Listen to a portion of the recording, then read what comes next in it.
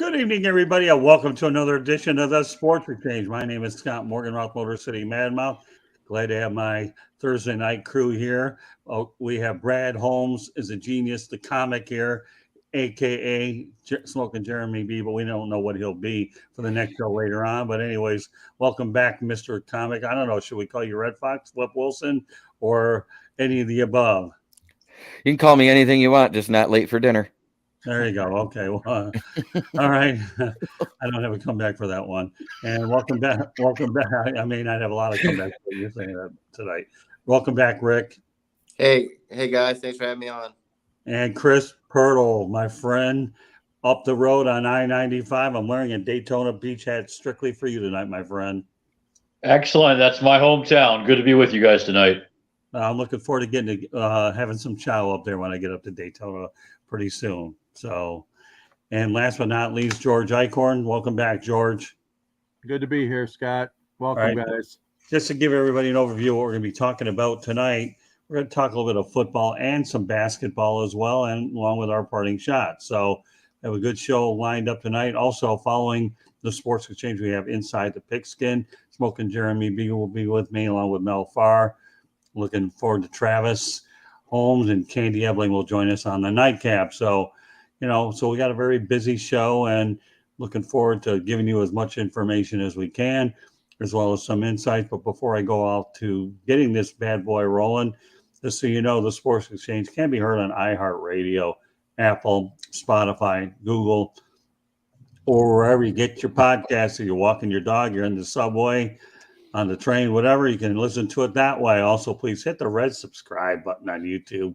South Florida Tribune, we're striving for 1,000 subscribers. Okay, Jeremy, give us your other 2 cents on the back end. And don't forget, when you subscribe, to like the show and share it with all your sports fans, because we're going to cover everything we can. We all know where my allegiance lies. Yeah. Want to be a guest? Send topic ideas to southfloridatribune@gmail.com. If you want to advertise, call 954-304-4941. We are live on Facebook, LinkedIn, Twitter, and YouTube. So now you have it early and you'll have it later. Well, you know what? Didn't have a lot of time to talk about it last week, but I wanted to lead off with it. So it is kind of weird. We have March Madness going on here, but without former Syracuse coach Jim Boeheim, who was fired, forced out, not a grand exit after 47 years on the job. Makes you wonder how much loyalty there is, although 47 years doesn't seem to be too bad. So, all right, Mr. Basketball, Chris Pirtle, give me your thoughts about Jim Boeheim. Yeah, 47 years. I mean, that's a long time. I'm 51 myself, so obviously almost about 95% of my lifetime, Jim Boeheim has been the coach at Syracuse. Took a program that was basically nothing and turned it into I don't know if you want to call it a blue blood or not. I mean, one championship in those 47 years. I don't know if that qualifies, but certainly a force to be reckoned with, a team that has won 20 games, probably more than half the time that he's been there. So I give him credit for that. But I also think about a lot of underachievement in the NCAA tournament. It was exactly 20 years ago this coming week that Syracuse won their first and only championship in college basketball, defeating the Kansas Jayhawks that night in a great game, very competitive game. Went down to almost the last play. The Orange that year led by Carmelo Anthony. Roy Williams, who happened to have been looking for his first NCAA championship that night, didn't get it, yet he ended up with 3 championships. You think about a lot of the coaches that ended up with 2 and 3, the Billy Donovans, Bill Self, Jay Wright, Jim Calhoun. The reality for Jim Boeheim is he's in the same class with Tubby Smith and Kevin Hawley.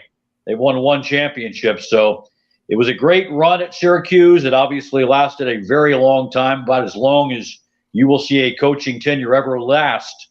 But I can't help but think about the many early round exits in the tournament for Jim Boeheim and the Syracuse Orange. All right, George. Well, it's sad seeing Jim go. I mean, it's a end of a dynasty, so to speak. I think of John Wooden, not as far as championships go. I think of Tom Izzo right here in our own backyard at Michigan State University. And Chris, Tom Izzo is in that one and only win situation too. And yet his career goes on and on and on. He's done a good job. They've been to so many Final Fours and Sweet 16s. But Boeheim, the connection to Detroit, obviously, is our former mayor, Dave Bing, our former Detroit Piston, Hall of Fame player. Dave Bing was a roommate with Jim Boeheim. In fact, Jim flew into Detroit just a couple of days ago to watch his son, Buddy, play for the Detroit Pistons. Buddy is with the G League team here in town, the Motor City Cruise. And so Dave Bing got some tickets to the game, obviously, and took Jim Boeheim to the Little Caesars Arena, and it was a little reunion there going on. But yeah, great coach. He did a lot for the program. And like I said, it's very familiar ring here because Tom Izzo is kind of in that same situation, but Tom's not going anywhere. They're not going to push Tom Izzo out. But Jim Boeheim, hats off to you, Jim, for a wonderful career. Yeah, I got to say the Big East was unbelievable when you think of the fact they had John Thompson in there. And I know for a while Rick Pitino was in there and Jim Boeheim. So, all right, Brad Holmes, a.k.a. whatever you want to call yourself. Well, like Chris, I'm 52. So it's been 88.5% of my life that he's been a coach there. That being said, he did get his one championship. And yes, that was the mellow year, which that still should have been the pick for Detroit, not Darko Milicic, but that's another story. But he had an amazing career. I mean, you can't coach one place that long and can't say he didn't have an amazing career. Yes, he underperformed in the tournament, but that also has to do with the talent level he had because he refused to get the one and done players after Melo. Right. He also refused them before. It was mostly guys that wanted to stay in school. Yeah, can't really knock that. All right, Rick. He's a legend. Sad to see him go. It's sad that he couldn't go on his own terms. He pretty much was forced out. But he probably been there a little too long, probably like 5 years too long. He did win that one championship, but he'll be up there. He's a legend. He's in the Hall of Fame. Sad to see him go. Roy Williams not there. Mike Krzyzewski. I can't even remember a tournament without any of those three in there. So it's sad to see him go. I love Jim Boeheim.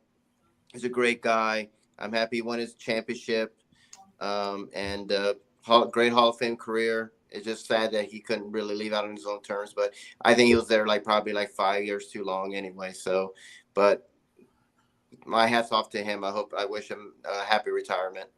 I don't think there's really ever an easy ending for any guy that stayed around too long. Two classic examples are Bobby Knight and Bobby Bowden. So, I know that Florida State, hated to see Bowden go. We all know how iconic it is. And Bobby Knight, I say what you want about the guy, but, like Syracuse, he wanted his guys to graduate and stay there. And that was something that he would not, from what I hear, Bobby Knight would not let anybody's jersey go up until they graduated. And he made that, to me, one of the most important things that he had to do. So, all right, onwards we go. So, all right, you know what, Rick? We'll go ahead and talk about. Scott, can I say one other thing regarding the college coaches? Absolutely. Yeah, just a quick nugget. It's interesting the way some guys choose to go out, and that's everyone's personal choice. You can't fault somebody or credit them for how they choose to go out. I thought it was really interesting. Last year we saw two legends retire. Mike Krzyzewski, who went on a goodbye tour basically everywhere he went, and then Jay Wright, who ended up leaving. I mean, nobody even thought he was going to leave. So it's interesting the way some guys go out and some guys are forced out. Yeah, I think Jay Wright really caught me off guard. Coach K obviously knew that his time was coming, and he certainly built an incredible program over there with what he had done at Duke at Cameron and New York. I'm glad you brought that up, Chris. Thank you very much. Much appreciated. So, all right. Well, I guess a big question I want to know is where will Lamar Jackson go? He's got that non-exclusive franchise tag where the Ravens are saying, you know what?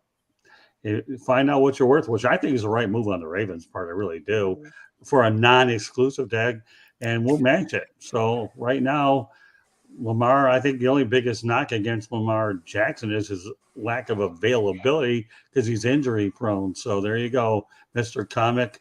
All right, Brad, you want to make sure you want to lead off, and you're going to go out there and give me all these baseball signals and all that business. So good stuff.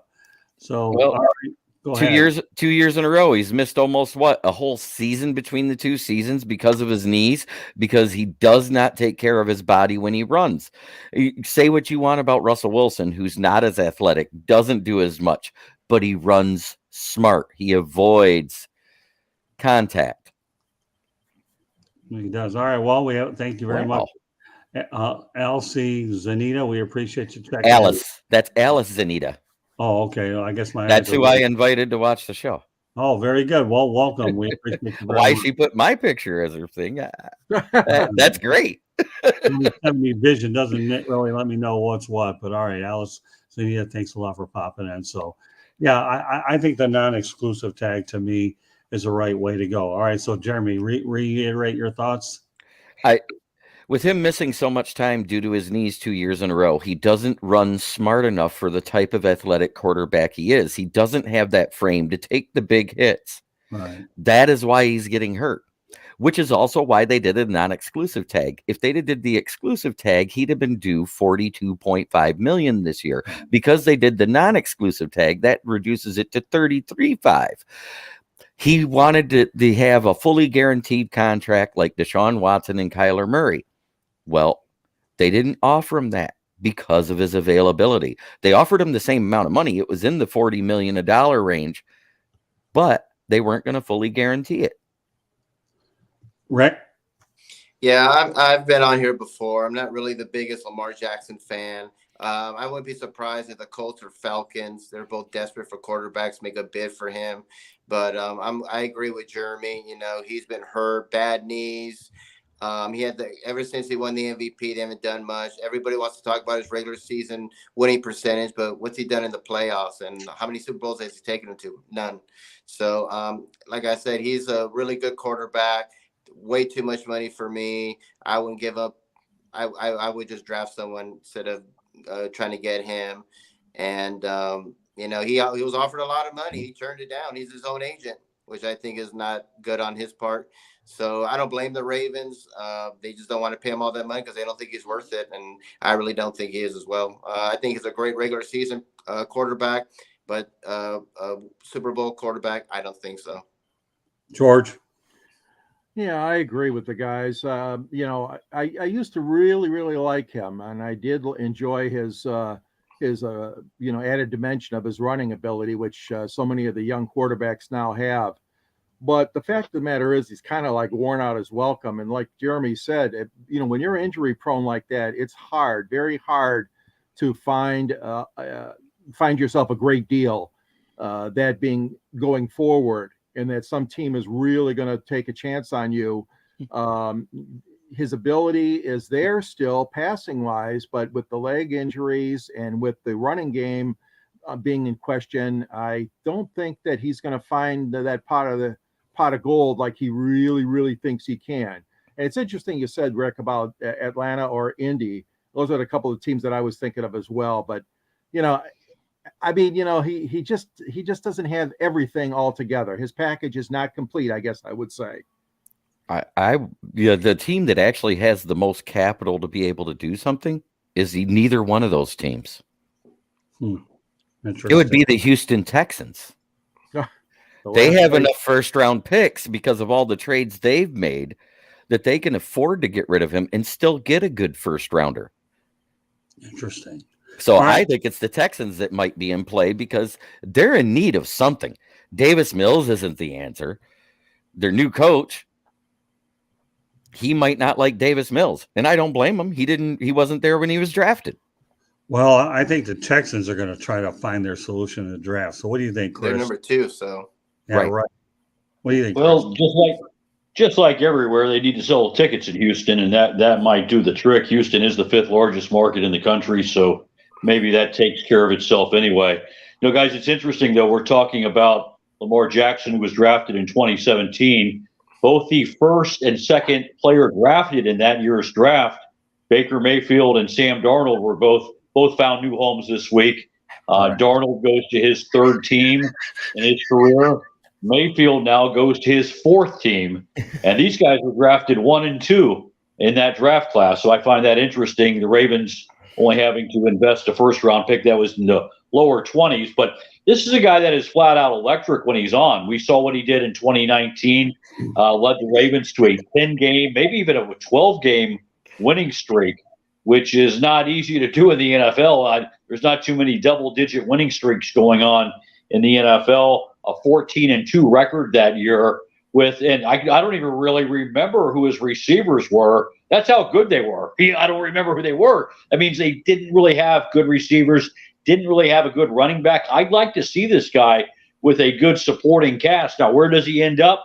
Looks like the options are getting smaller by the day. I think if there was going to be some offers made, we would have probably already seen them by now. So you have to think he's going to end up back in Baltimore. The question is, can they surround him with some talent? Because I think he's still got it, guys. I mean, I know he's had some injuries these last 2 years, but injuries happen, and he's a physical guy, I think, who could bounce back, and I wouldn't write him off. Well, here's the thing, and you were so dead on here, Chris, but I think that what Jeremy was saying is if you can get him for a 3-year deal at $40 million, it's not bad money over the short term, because you still know that you can franchise him for 1 or 2 years after that. Because I think the franchise tag, correct me if I'm wrong, you can use it 2 times, right? So you technically, if you give him a 3-year deal and you franchise him for 2 more years, you're still up to 5 years. And the franchise tag is worth a lot more than the non-exclusive one compared. So, Chris, I think you're totally right there, my friend. Okay. And then I was expecting to see a little bit more movement amongst the team, but there's a lot of reasons why they're probably backing off a little bit, because they want to find out about, the wait and see who's going to come up first with the offer, and then maybe things will start to get rolling along there. So, this is one of those things that could potentially play out a little bit, and I'll be curious to see where it goes. All right, well, you know what? We're going to go back to basketball. I like the way we're going back and forth: basketball, football, basketball, and then football. All right. So, but that said, okay, John Morant's apologizing for brandishing a gun. It's not who I am. Do you believe he learned from his mistake? I know he was suspended for 8 games, lost $675,000 in salary, along with an endorsement deal. You know what, Chris? Why don't you comment on this one first, please?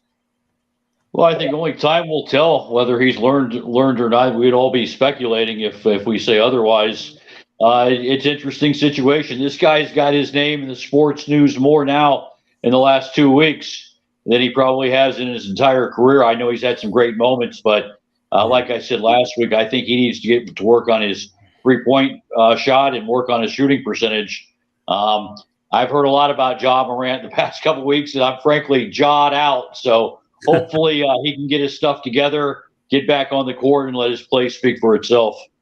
Oh, you know what, Chris? I don't know if I've told you about the GMTA. Have you processed it yet or not? GMTA? Yes, you mentioned it last week. All right, so this is your quiz. What is it? Wait, GMTA? I was wrong. I was thinking great minds think alike. Oh, yeah? Or was that it? That's it. Yeah, that's it. You weren't wrong. If that's the most subtle, correct answer I've ever seen, I'd like to know what it is. Yeah. All right, retention 101. All right, Mr. Pirtle. Okay, good stuff. Can't wait to see you out in Daytona Beach. But you are good stuff, my man. Thumbs up to you. Okay. All right, Icorn. John. Yeah, I mean, the kid's got to learn a lesson. He sounds like he's trying to be a little bit more contrite. I don't know if all of that is true, but the fact of the matter is he's learning a lesson the hard way. I mean, the money, the fine, the suspension, I mean, all those things, it remains to be seen whether it's going to stick with this kid. He's got a lot of talent, a lot of ability, and I know that he can contribute to this league.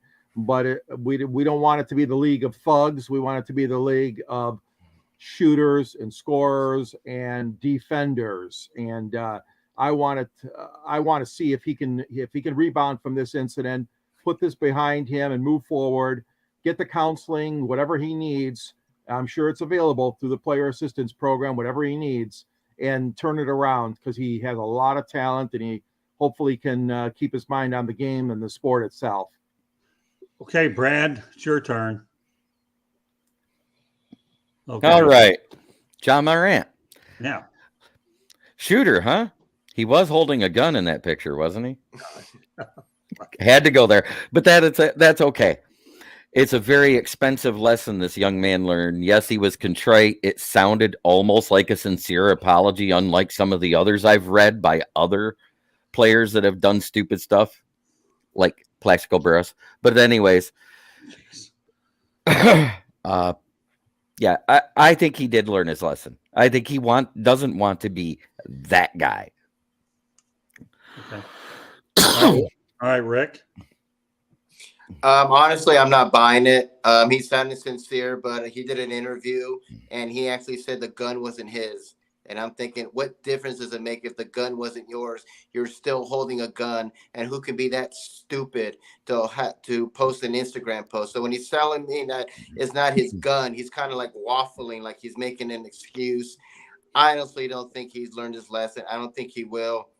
I think once he serves his suspension and the money keeps rolling in, he's making all this money, I think he's going to go back and do something more stupid. And he's going to run himself out of the league.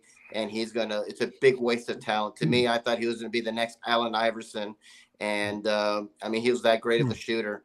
And he has everything to be a superstar and everything, but it's just this lack of judgment that he has, his immaturity. And his father acts more like a friend or his agent than his father. His father needs to sit down with him and talk to him instead of trying to be his buddy. So do I think he learned his lesson? I don't think so. All right. You know what? I'm going to tell you this right now. I thought when he came into the league, he would not provide any drama. That's what I was hoping for. So you know what I'm going to say about this before we go on to our final topic, and then we have parting shots? I'll take a wait and see attitude, whether he does or not. I need to see it now. It's called actions speak louder than words, and I'm going to leave it with that on John Morant. All right, and I've heard, like you, Chris, I'm a little burned out of the John Morant drama, something I never expected to see with a kid with enormous talent. So we'll see. You know, the NBA is developing a reputation for all the wrong reasons. It really is. But I'm taking a wait and see attitude. All right. Final main topic of the night: Calvin Ridley reinstated by the NFL. How much more potent will the offense be, Mr. Jaguar? I'll call you Mr. Marlin Jaguar. You know. So, Chris, what do you think about Calvin Ridley? And then I have a follow-up question to that. Well, thank you. I'll take that, Mr. Marlin, Mr. Jaguar, as a compliment. I appreciate that, Scott. It is a compliment, so it's good. You got the GMTAs here. Might as well accept that as a compliment. All right, go ahead. Thank you. Yeah, Calvin, really another weapon. Hey, you can never, like you said, Scott, I think before we started the show, it's good to have options and that kind of thing. And this definitely gives them another option. Seems like the Jaguars got really dangerous last year in the last 4, 5, 6 games of the season when they went on that 5-game winning streak. When the emergence of Zay Jones occurred at wide receiver, and I know you know exactly what I'm talking about, Scott. You witnessed it live those last 3 home games. Zay Jones, number 7, just spectacular in those last 5 games, and that's when the Jags really started taking off and gave Trevor Lawrence more options, and you helped Evan Ingram, Christian Kirk, this other guys emerging, and now there's a guy who in his last season, active season, caught for around 1,300 yards. So gives Trevor Lawrence another dynamic option. You've got 3 really good receivers based upon the way that Zay Jones played in the second half of the season last year with Christian Kirk and Evan Ingram, who had a record-setting year last year at tight end with 72 catches, and the young running back at ETN in the backfield. And you say, hey, this could be a very potent offense. I'd like to see them get a good backup for Trevor Lawrence, but definitely a good acquisition in Ridley. All right, my follow-up question to you, and everybody's going to get the same follow-up, okay? Gardner Minshew signs with the Colts 1 year, $3.5 million, which is pretty good. You don't really know who the Colts are going to, but he's a good, solid backup. I enjoyed watching him play at Jacksonville. So what are your thoughts about that? Well, I think the Jaguars now have higher expectations, and the reality for Gardner Minshew is last year when he started in Philadelphia, he lost both of those games that he started in, and the last time we saw Gardner Minshew, he wasn't winning games. That's why I'd like to see a better backup. Now, is that even possible to get a better backup? Time will tell. I don't know where Teddy Bridgewater, or if he's landed somewhere yet, or even if he's better than Gardner Minshew. Yeah, I don't think Bridgewater's landed yet.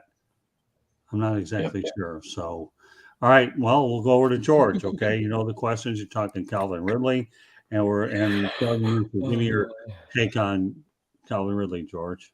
Yeah, I agree with Chris. You got to have as many weapons in the arsenal as you can when you got a good young quarterback like that.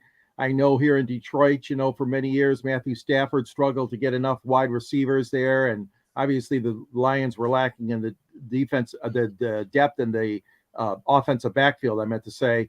But yeah, I think it's a good move by Jacksonville because you want to have a lot of weapons. You want to have good options at play calling and running and passing. And I think it's a good pickup for them. I really do. Okay, Jeremy. Calvin Ridley is a good acquisition if he can continue to do stuff without doing what he did to get the 1-year suspension. Right.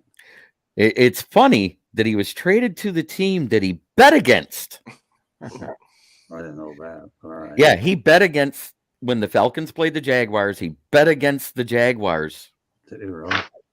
Wow. And then they turn around and trade him to the Jaguars. There is such comic irony right there. Yeah, really, I didn't know that. Good that you can, besides providing last some interesting information. So carry on.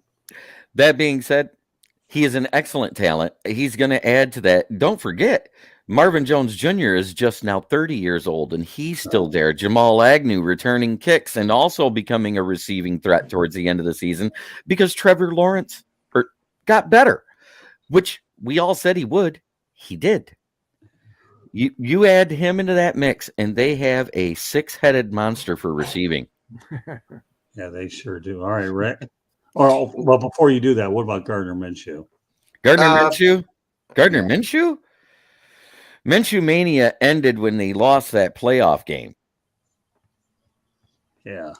And he hasn't been the same since. I don't think he would have been much better off still doing the Uncle Rico commercials. That's funny. All right, well, I got to keep a straight face to get to Rick. I'm trying. Well, for Ridley, if he can get his head on straight and get off of that drama, then he could be fine. But I don't know if he can. I mean, he was blaming his suspension. I think he said he was suffering from anxiety and depression. So there's another excuse of why he did this stupid thing about betting. So we'll see what happens with him. If he can get his head on straight and learn from his lesson, they'll be great. If he's going to be a problem and he might be a compulsive gambler, all we know, he's gone. So jury's still out with me with Ridley. So I'm honestly not sure. So we'll see. And for Minshew, he's a good backup. He's not going to be a starter. We saw that at Jacksonville. He's just all flair, and that's all he is with his headband and So he sort of reminds me of Baker Mayfield. Very loud, but doesn't do nothing. So he's a good backup quarterback for the Colts. Yeah, the only thing I'll say about the whole thing is, number one, Doug Peterson is genius 101. Trent Baalke's proving that you can work with the guy. Got a bad rap. But the reality is if Calvin Ridley keeps his head on straight, he's dangerous. And what else can we say, Chris, about Trevor Lawrence? I mean, God almighty. He survived the Urban Meyer debacle, still came out of it with his sanity. And Doug Peterson said, forget about what you learned last year. At least you got a paycheck. Okay, now you get to work under me. And boy, life is awfully good up in Jacksonville. And I'll tell you, I had the opportunity to go out there and cover, as Chris knows, checking in on me, 3 excellent games. I had the Cowboys, I had the Chargers, and they had the Titans. And oh my goodness, I'm just telling you, Jacksonville is a football town waiting to erupt. And let me tell you what, if they could build on what they did up there, then more power to them. I think Minshew, I won't be as hard on the guy because he was a late round pick anyways.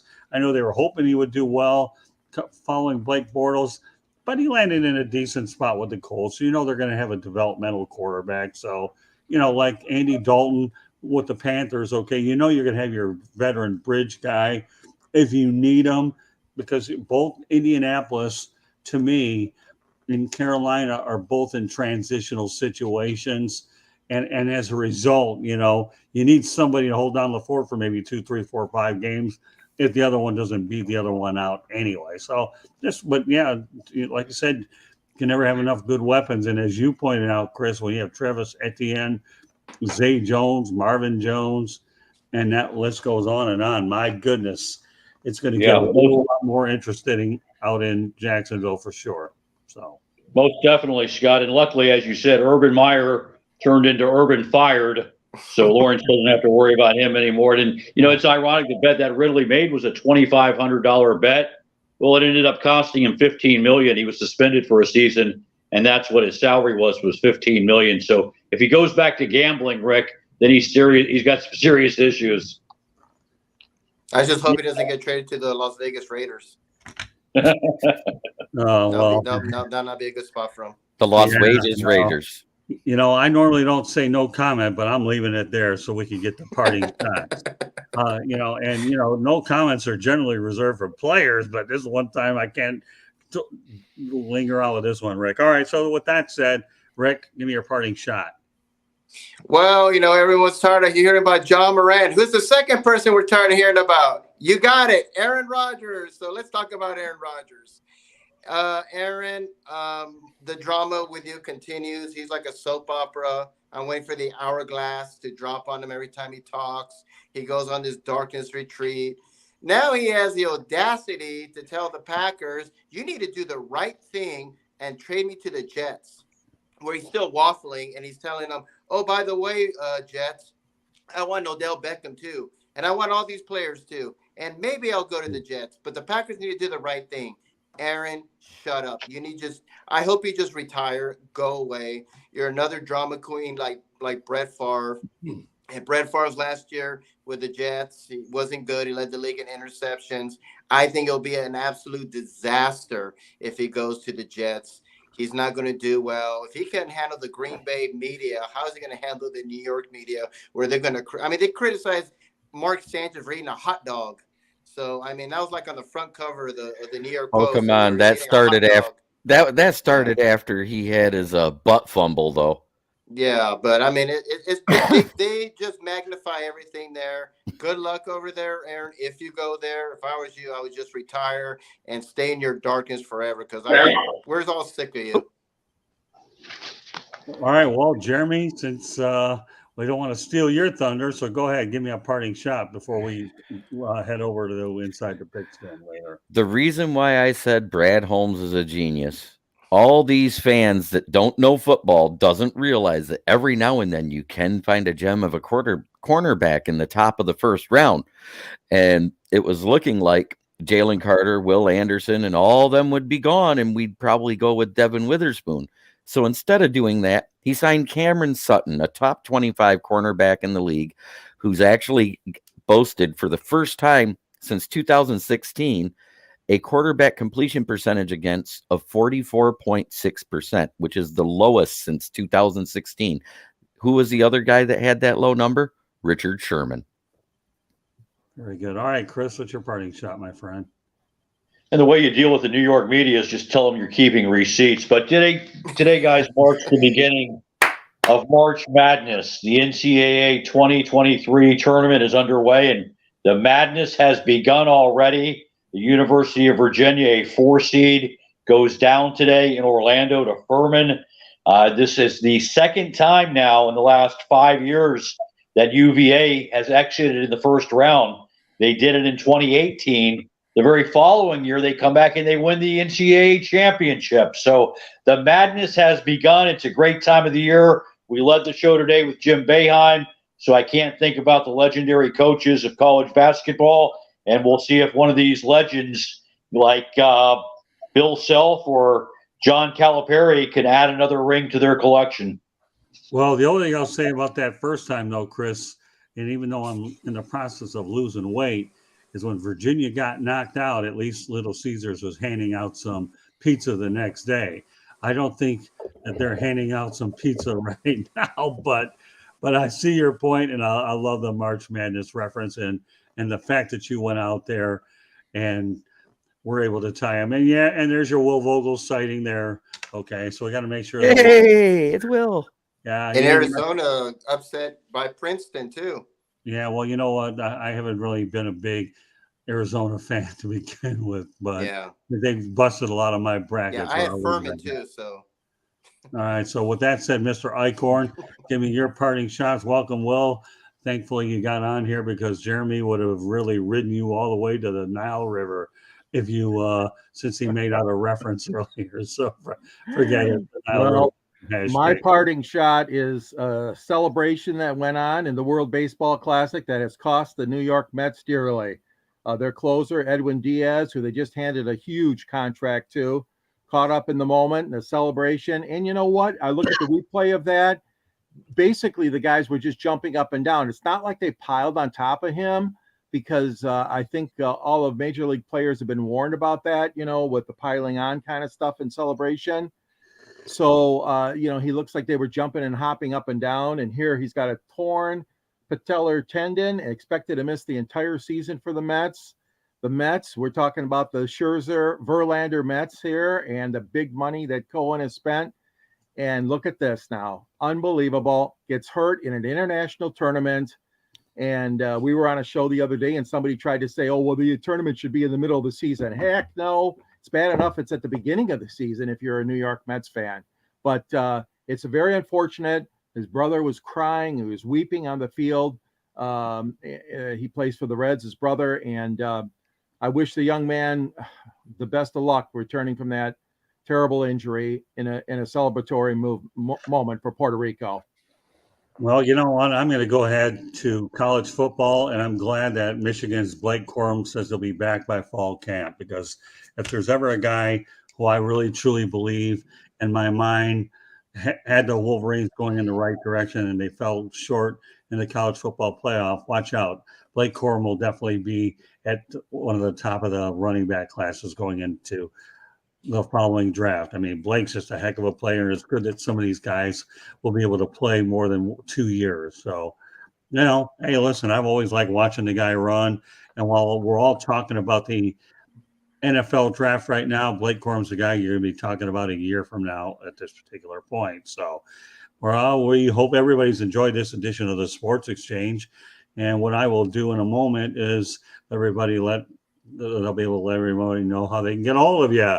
But let's go ahead and talk some business here. That the Sports Exchange can be heard on iHeartRadio, Apple, Spotify, Google, or wherever you get your podcast. So the main thing is, you want to hear us? No problem.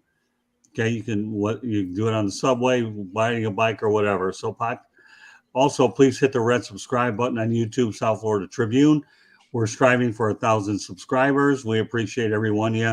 You get all the updates. Want to be a guest? No problem. Send topic ideas to South Florida Tribune at gmail.com.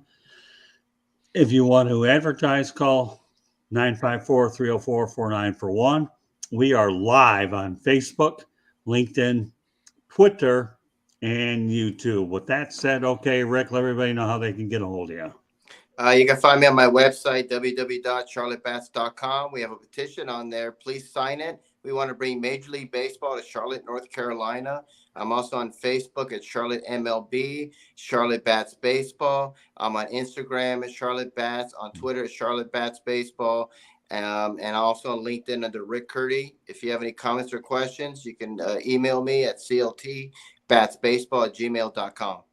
Very good. All right, Jeremy.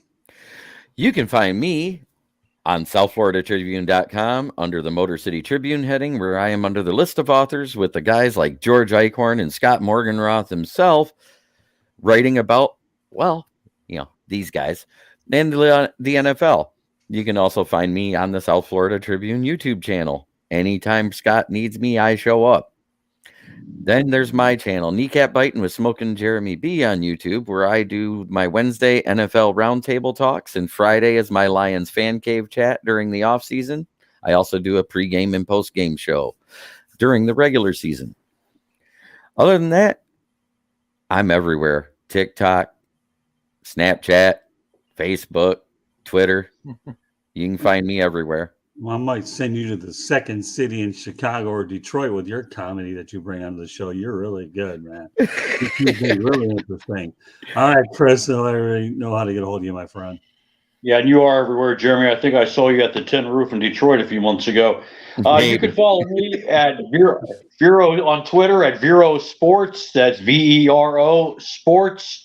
And you can also look for me on Facebook under my name, Chris Pirtle, PIRTLE.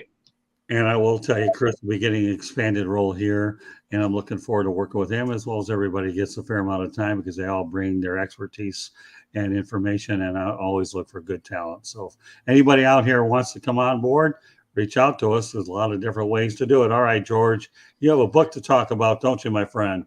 Yeah, I wrote a book on Detroit sports broadcasters. Arcadia was my publisher, and it covers the history of sports broadcasting in Detroit and in Michigan. And a lot of the great pictures in there were contributed by many, many people. And Scott, I know you contributed a couple yourself with Muhammad Ali and Jimmy Connors. And we got pictures in there of Ted Williams and Hank Aaron and Tiger Woods, some great pictures to go along with a lot of stories about Detroit sports broadcasting history. There's a link to the book on the Motor City Tribune under the South Florida Tribune banner. And also you can find me at gicorn@yahoo.com. You can like me on LinkedIn under my name. And also I contribute to many of the shows that Scott and Candy do here on the network. Wow. So I'm proud to be part of that as well. And on Twitter at SandGSports99. So thank you. Oh, you're very welcome, George. Always enjoy having you on. The one thing I like about the parting shots is everybody gets an opportunity to provide their input. And, I've always wanted to talk about Blake Corum. So if there's ever a guy that I'll be watching, I'm sure you will, Jeremy, to see how he moves up to draft boards next year. He's definitely there. And, again, he's with the Michigan Wolverines. They've had a history of breeding a lot of good running backs. I know one that I remember many years ago was Rob Lytle. So, and the list goes on and on. But in terms of our information here, as I mentioned before, I will say it one last time, so I hope it doesn't get too old for you, that once again, the Sports Exchange can be heard on iHeartRadio, Apple, Spotify, Google, or wherever you get your podcasts. If you want to follow me on Twitter, go ahead, at Tribune South. Please hit the red subscribe button on YouTube, South Florida Tribune. We are striving for 1,000 subscribers. And you know what? The way I look at it is we're very thankful for the ones that we do have. We just want to continue growing. You want to be a guest? You see all five of us, you're welcome to come on our show anytime you want. Just send topic ideas to southfloridatribune@gmail.com. And once again, if you want to advertise, call 954-304-4941.